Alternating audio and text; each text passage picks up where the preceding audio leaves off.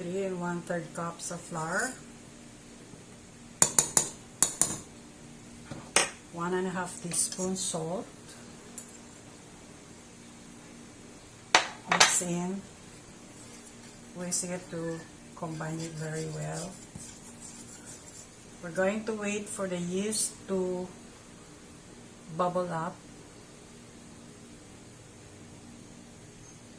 Water must be 109 degrees to 115, and feed the yeast with a teaspoon of sugar because yeast lives on sugar. So meanwhile, we're waiting for the yeast. I'm going to share with you the favorite tools I use when I'm baking. First, my wooden spoon. Before the advent in my life of electric mixers, I only use wooden spoon or a whisk for the dough to mix. And then, of course, my measuring spoons and my measuring cups. FYI, measuring spoons are different, measuring cups are different for measuring cups for liquid. Like this is meant for liquid, and these are for solids like flour and sugar. See, the yeast are starting to bubble up, meaning to say it's alive. I didn't kill it with too much heat. So we'll wait for another minute or so before we mix in with our flour. So again, back to the tools. Of course, I cannot live without my spatula. I have different sizes. This one for the bigger mixing bowls, medium size, and this one, the tiny one, is my favorite, which I use to take out all, kung ano yung mga nasa sulok-sulok ng bote ay nakukuha ko. See, every time I bake, I'm so excited to see the yeast bubbling up. So meaning to say, my dough is going to grow later. And of course, when baking,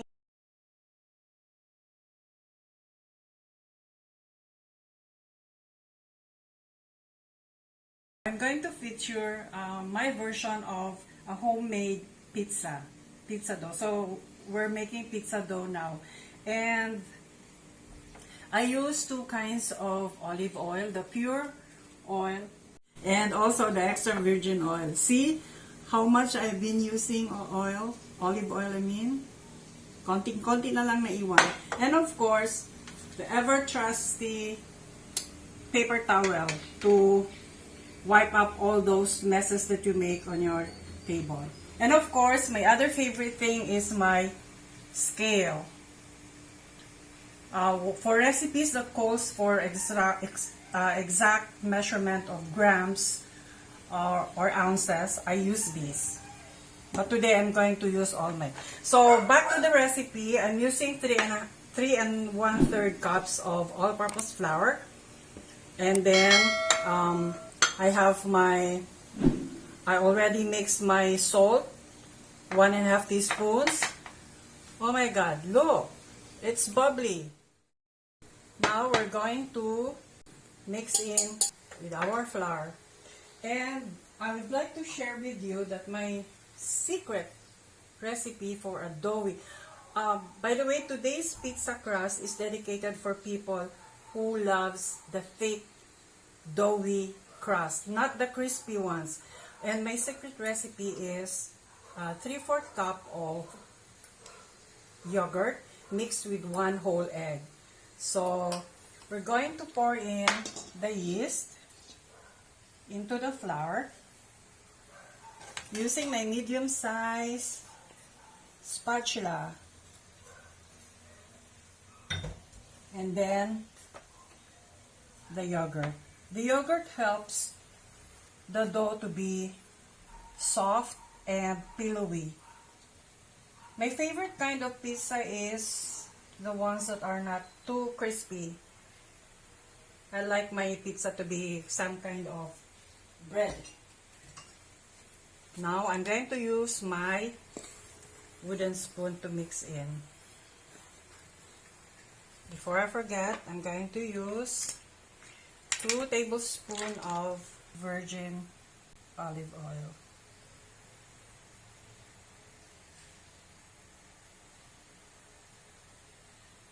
I mix 2 kinds of olive oil, the virgin, extra virgin olive oil, and the pure olive oil.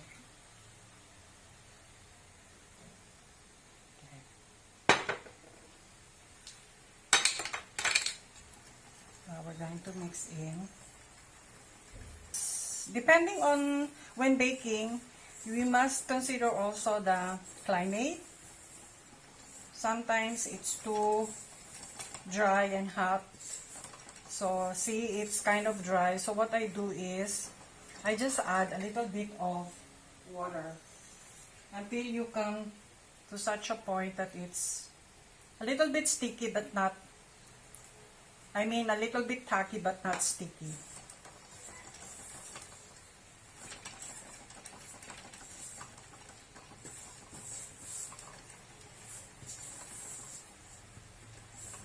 Still dry, so a little bit water, 1 tablespoon or 1 teaspoon at a time.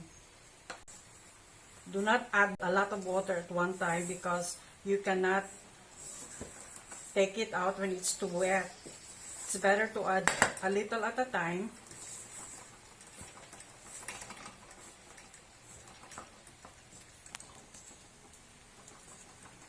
So it's still a little bit dry. Today is so humid, that's why. Very humid weather.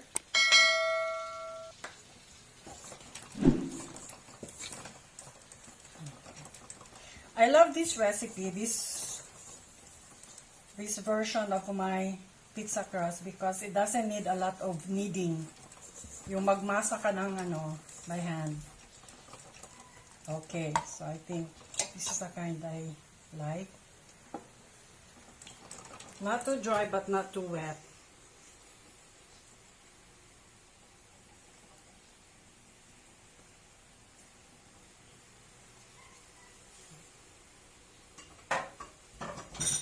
We're going to sprinkle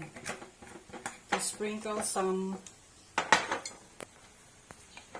My work table is small, so I need a bigger table later on. We're going to knead the dough.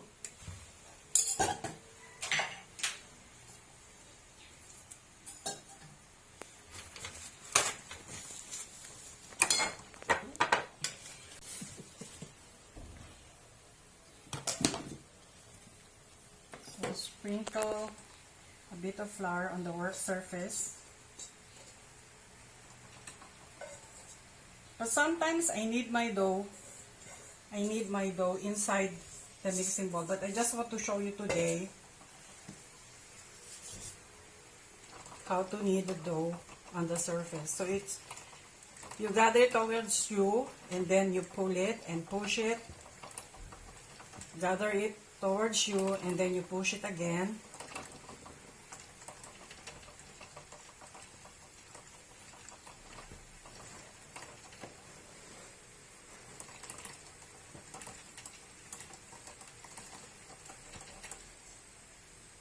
Sometimes I don't want my hand to be too sticky. I just use my pastry cutter and just do this, which is a less mess.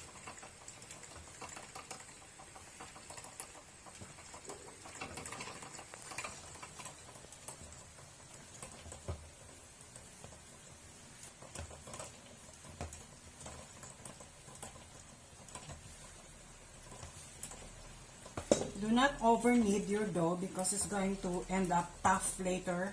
So you're hoping for a very pillowy, bready dough. It's going to end up dry and seem like a biscuit.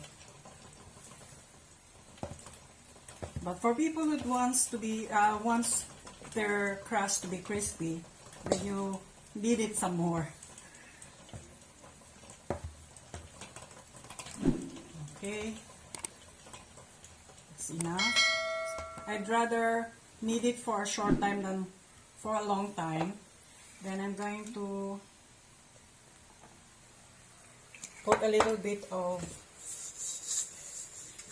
olive oil in my, I only use one mixing bowl. Less stuff to wash later. So put in your pan.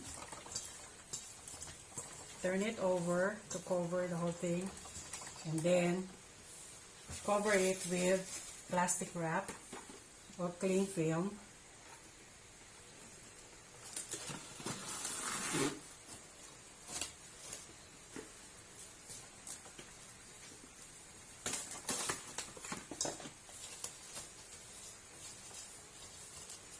We're going to let it rest until it's doubled in size, about 45 minutes to an hour. And cover it with a tea towel or a dishcloth, a clean dishcloth. So that is, we'll come back when we're ready to set up our pizza.